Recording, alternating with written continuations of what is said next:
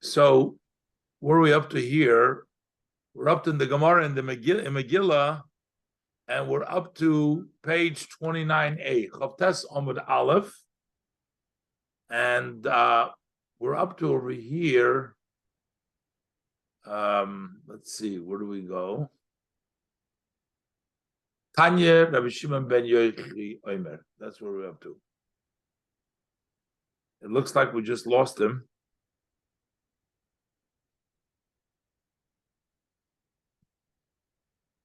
Anyway, so you want to Tanya Rabbi Shimon ben Yochi Omer. So we learned that Rabbi Shimon ben Yochi said,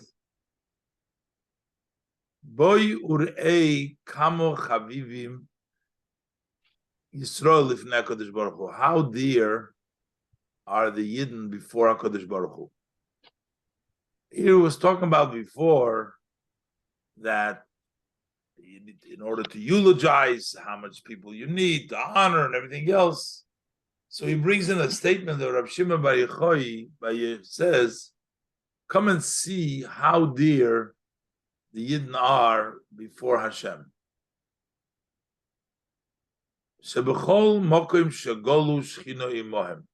Wherever the Jews were exiled, the divine went along with them. When they exiled to Egypt, the Shekhinah came along with them when they were in Egypt. Shenamar, the Pasuk says in Shmuel Aleph in Perik Beis, it says, I revealed myself to your father's home when they were in Egypt. Basically, that Hashem came to the father's home of the Jewish people when they were in Mitzrayim, and that means that the Shekhinah was there with them. What happens to Galul Bavel after the Jews went into exile into Bavel, into Iraq? The Shekhinah came there too. Shenamar, because we see the pasuk says, "Lemanchem shulachti Bavelo." It's because of you I was sent to Bavel, which means Hashem is saying that He Himself was sent to Bavel as well. So it's not only the Jewish people, but Hashem went along together with them to Bavel. And further, Ba'af ki shehein asidim lehigoel, even when they are destined to be freed, when the Yidden are going to be redeemed from this exile, Shechina imohem, the Shechina comes with them. So the Shechina gets redeemed from its place in Golus, that it went down, and it comes together with the Yidden when they come out.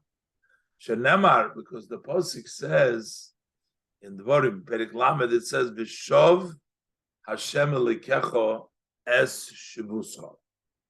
So that's translated that Hashem elikecho will return together with your returns, which means that Hashem will come along with the people that are returning from Bavel or from Golus, wherever they are. So the Shekhinah goes with them, as he translates. V'heishiv loy nemar. It doesn't say he will return you. Pasuk says v'shov, elo v'shov. It does not say he will return, but that he himself will return. The Lamed, this teaches us Sha'akadosh Baruch Hu shov imohem mibein hagoliyos, that Hashem returns together with them, together with the Yidden, as they're returning from the Golus. The Eibishter Hashem returns with them from Golus. So before we said when they were in Bavel, the Shekhinah was with them. So the Gemara asks, the Bavel Heicha, where in Bavel was the Shekhinah? Omar Abaye, says Abaye, the Shechina was b'beiknishta de Hutzal. In the shul, in the city of Hutzal, that was one city in Babylonia, and also ubebeiknishta, and also in the shul, which is called the Shof V'Yosef, that was destroyed and rebuilt. Rashi will say that this was a shul that was destroyed back in Israel, and they took along the sand and the bricks, whatever it was, from the old shul as they went to exile, and they built a new shul in Bavel. And that is what they call Shof Yosef. That's a shul. They called it this, the destroyed and rebuilt shul. That's called the Shof Yosef. That was in Nahardo, in the city in Bavel in Nahardo. So one shul was in Hutzal, and one shul was in the shul of Shof Yosef in Nahardo. Rashi explains the Shof Yosef. Ubeno Yechonyo v'Sayaitei. Yechonyo, who was the king of Yehuda, and his group that went with him, they built that shul in Nahardo, Ma'avonim v'Ofor sheviu imohem begalusam, from the stones and the sands that they brought along with them as they were being exiled. And why did they do that? L'kayim mashenemar, that way it will be fulfilled what the verse states in the Tilim, shenemar kirotzu avodecho es avoneho, that your servant wanted your stones. In other words, they wanted the stones from Israel and its sand. That's aforo yichoinenu, they will grace their sand. So that's the special preciousness of the stones and the sand that they came along with them as they went to exile from Eretz Yisrael, and that ended up in the city of Nahardo. So now we have two shuls. The Gemara says, where is the Shekhinah? Where is the divine? So we said two shuls. So does it mean that it was in both shul, or sometimes here and sometimes there?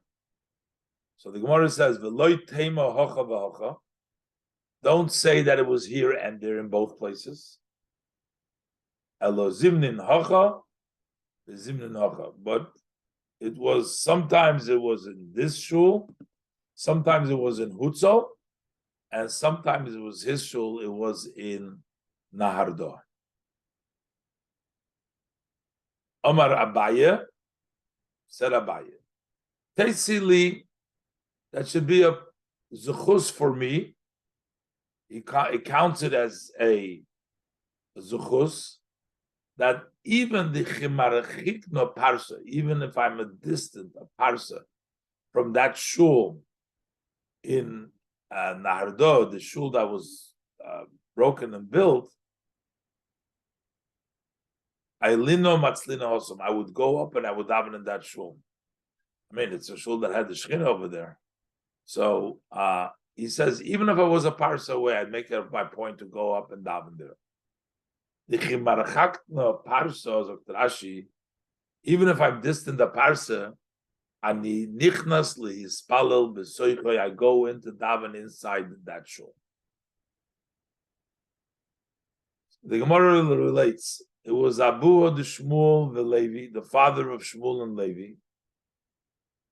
Abiyasvi b'kinishte, the Shof Yosef benado. They were sitting in the shul of Shof Yosef. That shul, that was the name of it, was Shof Yosef.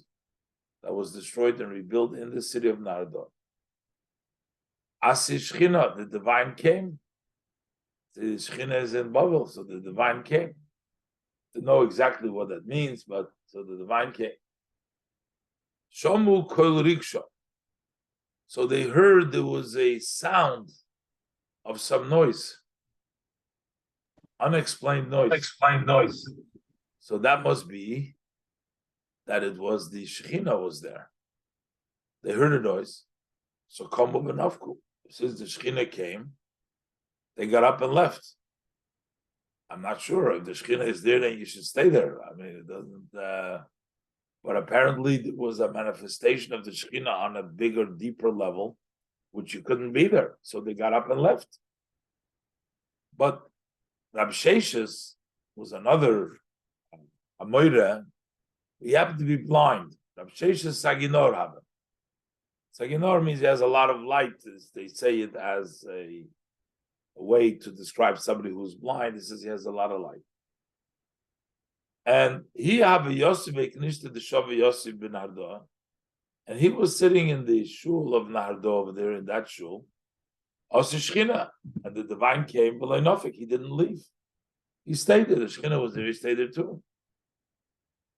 Osu Malachi Ashoris. I mean, I don't know if to explain the Gemara exactly what it means, but so the servants that angels that serve Hashem came.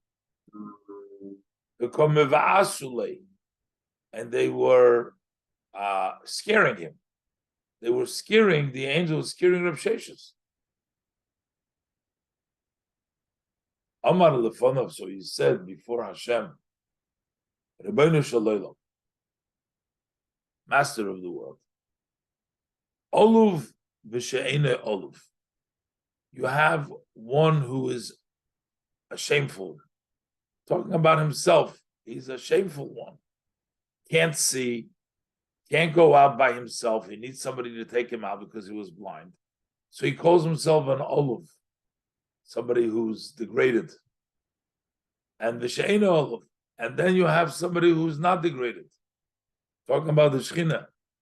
He's saying, Mi nidcha mipnei mi, who should be pushed away for whom? Should the Oluv be pushed away from the Eine Oluv? I mean, he's a poor guy. Let the poor guy, why should the poor guy leave? Who should push away whom? So Amar Lahu, so Hashem says to the angels that serve, Shavku, let him alone. Leave him alone. Let him stay there. All right. I don't know how you're gonna translate this really in literally, but we'll go by to. Further, the Gemara brings a posik in Yechezkel. The Gemara is talking about a shul, and this is also all in the holiness of a shul, and this is the whole topic of the Gemara. So now the Gemara brings a posik in Yechezkel. It says, "Va'ehi lohem." Even though the Beis Hamikdash is destroyed, Hashem says,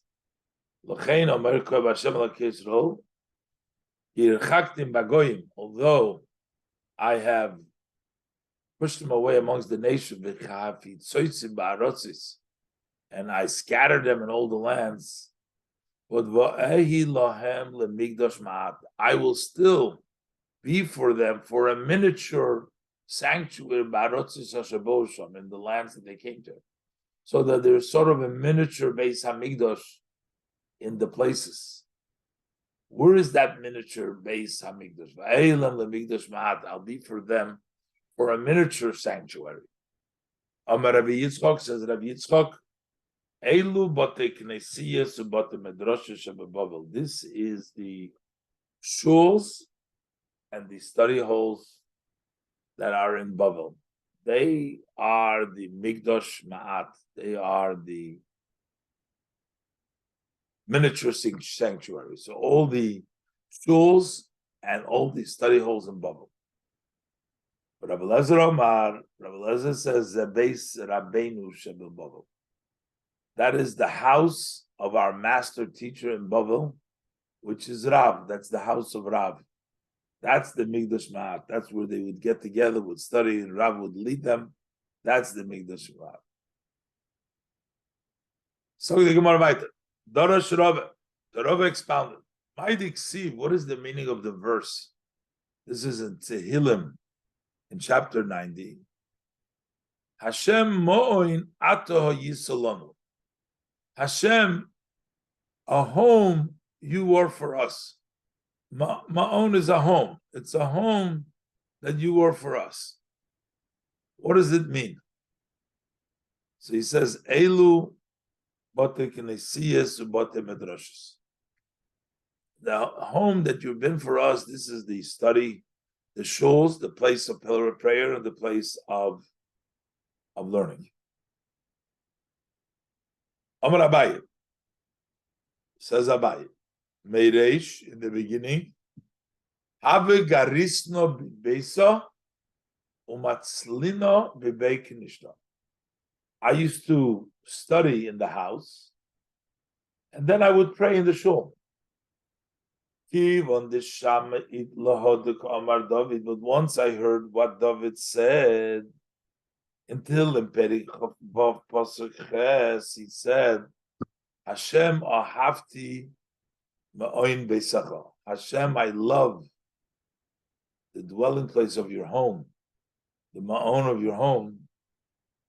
So since he saw how dear David HaMelech holds the home of Hashem, avigarisno b'vei knishta, so then I would study in the shul. Tanya, we learned in Abraisa, Rabbi Lezer HaKapar Omer. Rabbi Lezer, the Kapar says, Asidin boteknesiyas ubote medrasha shebebavel sheyikvu be'eretz Yisrael. That in the future, the shuls and the study halls that are in Bavel, they will be permanently set in Eretz Yisrael. Basically, they will be moved from their place of Bavel and miraculously be moved and set in Eretz Yisrael. How does he know that? Because Shanamar, the pasuk in Yirmiyahu Perik Memvov, says over there, Ki katover b'horim v'cha Carmel bayam yavoy. Those are mountains that are mentioned in relationship to Matan Torah. It says there were the mountains, Mount Tovor and Mount Carmel. They were arguing that Hashem should give the Torah on them, that it was more honorable, more respectful. They were greater, taller, bigger mountains rather than giving it on Har Sinai. So, but they were actually originally stationed elsewhere. But when Hashem came to give the Torah, they all of a sudden, miraculously, they moved and they came to the desert. They came to Eretz Yisrael eventually. It says, Ki ketover b'horim u'cha Carmel bayam yovi. As Tover in the mountains, and like the Carmel in the Yam, he will come.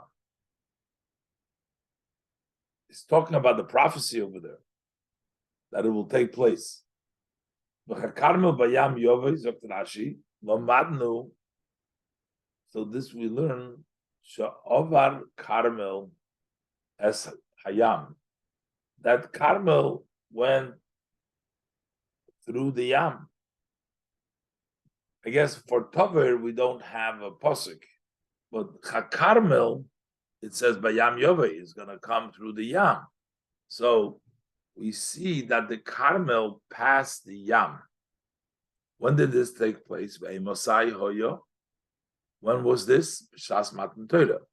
When the Eibishter gave the Torah, that's when he came, the Carmel. So what happened to the Tover and the Carmel? They ended up becoming permanently in Eretz Yisrael. Why?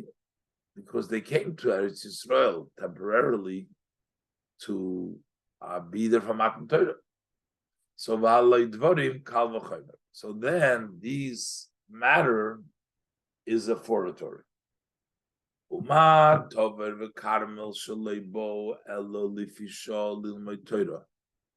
Nikvoim Eretz Yisrael. Since you see that Tover and Carmel, they only came temporarily to study Torah. In other words, they wanted to get the mountain over there. They wanted to get the Torah on their mountain. That means they came to learn Torah. And then what happens to them? Nikvoim Eretz Yisrael. They are set in Eretz Yisrael. Sabote Knesiyas, Sabote Medrashis, Shekoidim Marbitzim Bem Torah. So we talk about shuls, you talk about study halls, in which you read and you teach a lot of Torah over there. Al-Achas Kama V'Kama, how much more so that they will permanently be set in Eretz Yisrael. Zog di Gemara, Dorash Bar Kapora, Bar Kapora dashes at the same incident. It says in the Tillim, Maidik see what is it the meaning in the verse in Tehillim? It says Lomot Tiratztun Horim Gavnunim. You Gavnunim mountains. Why is it Tiratztun? What does it mean Tiratztun? The Gemara is going to translate. Why do Tirtzudin? It's two words made up. Tiratztun means Tirtzudin. Why would you want to make judgment with Mount Sinai? The voice came out and it said to those mountains, why do you wish to make judgment with Sinai? And basically, kulchem bali mumim ata beitzel Sinai. You are all considered, all you mountains are considered blemished, imperfect next to Sinai. And that's what it means, gavnunim.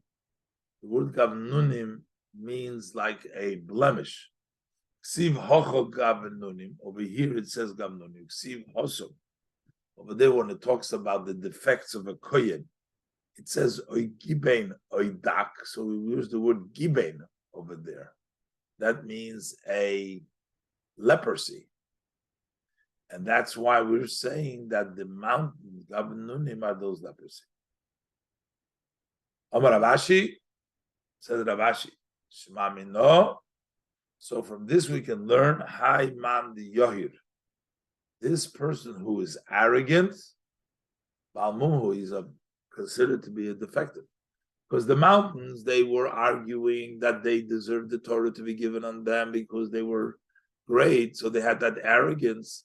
And here the pasuk tells them that gavnunim, that they are actually like leprosies. So that means that if you hold yourself high, then you're considered like a defective person with a defect. Further, we learned in the Mishnah in Oisin Kapandria. Kapandria means you can't use the shul as a shortcut. But the Kapandria is not such a common word. Frag the Gemara, my kapandria. What is this kapandria? Don't make this one kapandria. Omarova kapandria kishmo. Kapandria means like its name. You know, kishmo means kimashmo. What the meaning of kapandria? But the one says my kishmo. But what is like its name? I don't know what kapandria means. And the Gemara says kimanda omar. It's like one says adimakifno adori. Instead of going around and around over the rows, Il Baho, let me go into here, and then he'll go out through the other door. So let's say the shul is the middle of the block. It takes up, there's a road on this side, there's a road on the other side. Or there is a mavui, dead end on two sides of the shul. But there's a whole row of houses. So if you have to go around and around. But the shul has two openings, one on this side of the Mavoi street and one on the other side.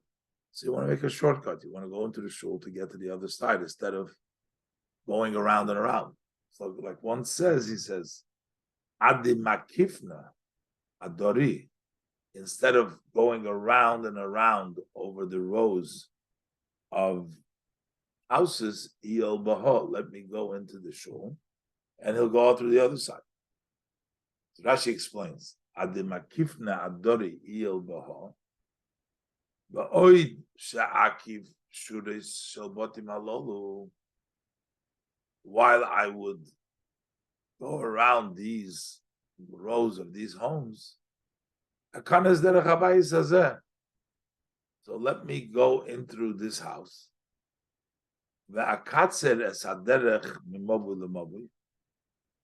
I'm going to make my short from going from this street to the other street, going straight through the shul. The shul is in between these two streets, the two mobis, the two dead ends.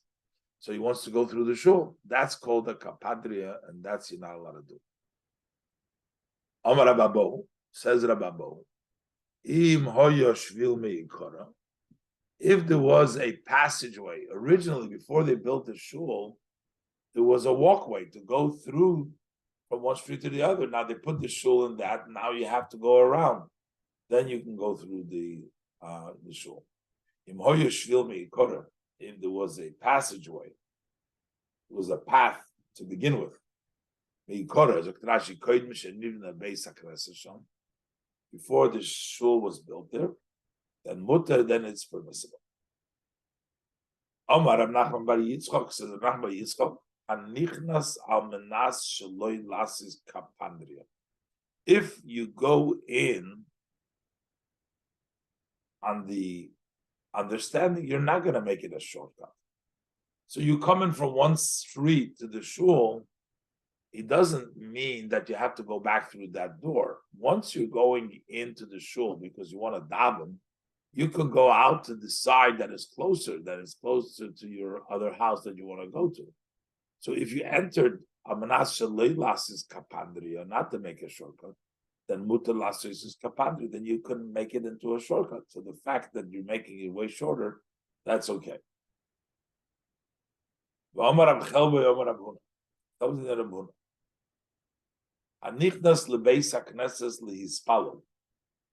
If you're going into the shul, the other case, well, you just didn't want to make it as a shortcut. You happen to go into the shul, you wanted to be there, but going into the shul to daven, the same thing. That you can make it into a shortcut.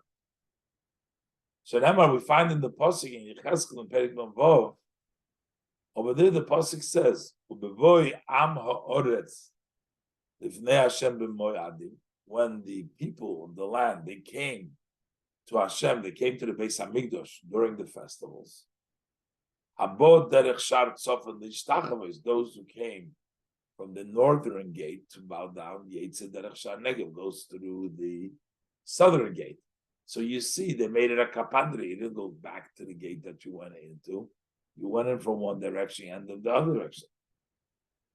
I don't know, maybe that wasn't a kapandri, but Gemara seems to say that it was a kapandri. Okay, further we learned in the Mishnah, Olu boya salbim lo yitnoish mepnei agmas nefesh. If grass started to grow in the destructive place, let it sit there. Don't tear out the grass, it's overgrown, because that way you'll feel bad and maybe you'll rebuild the shul. But the Gemara says, Vatanya, but we learned in a Braisa, you can't detach and feed it to the animals. But you could uproot and leave it. Here he says you shouldn't uproot it at all. And the Gemara says, no. What our mission is also talking about, that is to detach and feed. And that you're not allowed to do. That's more agmas nefesh, I guess, because feeding it to the animals.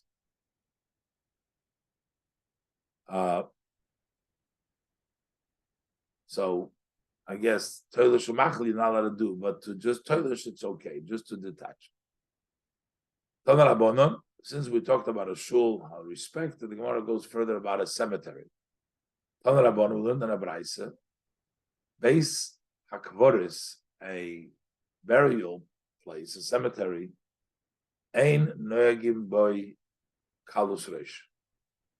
You do not conduct yourself there with lightheadedness, such as Ein Marin Bahem Bahema, you don't shepherd an animal there. Ein Melichin Bahen Amas Hamayim, and you don't lead over there into the place a duct of water. So they used to make an amma size of a duct of water, a trench kind of a thing. You don't use the cemetery as a place to put this duct of water. And you don't collect over there the grass. I guess that's not Agmas Never. That's considered lightheadedness to go collect the grass. V'im liket, if you did collect it, so he says soifam b'mekoymam, and then you burn it in its place. So, and the Gemara gives a reason they covered mason. This is the honor because of the honor of the mason. So the Gemara is not sure, is this a reason why you burn them in their place or why you have to be respectful in the cemetery? So the Gemara says, Ahai, on which case of the Raisa does this go is Mipnei covered mason? On which case of the Raisa is this going on?